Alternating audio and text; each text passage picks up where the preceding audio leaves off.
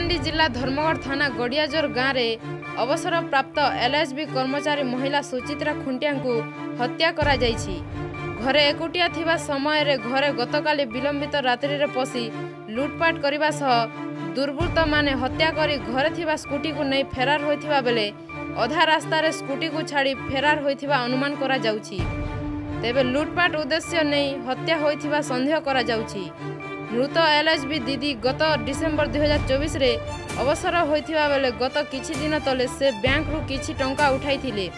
ताकू नहीं कहीं दुर्बृत्त घरे लुटपाट करबा सहित हत्या करिथिबा अनुमान करा जाउछि। हत्या पर स्कूटी को फेरार हेउथिबा बेले स्कूटी को नहीं भीमखोज पड़ा रे बिजू एक्सप्रेस वे रे स्कूटी को छाड़ी दे दुर्बृत्त माने फेरार होइथिबा अनुमान करा जाउछि।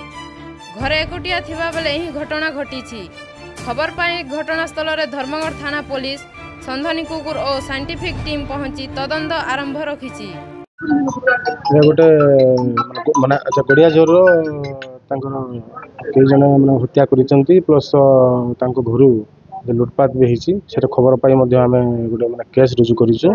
केस नंबर 387/2025 रे यार माने तदंत पुलिस तथा माने साइंटिफिक टीम आउ डॉग स्क्वाड रो माने व्यवहार करी तदंत चली दोषी को माने शीघ्र धरिया हमें प्रयास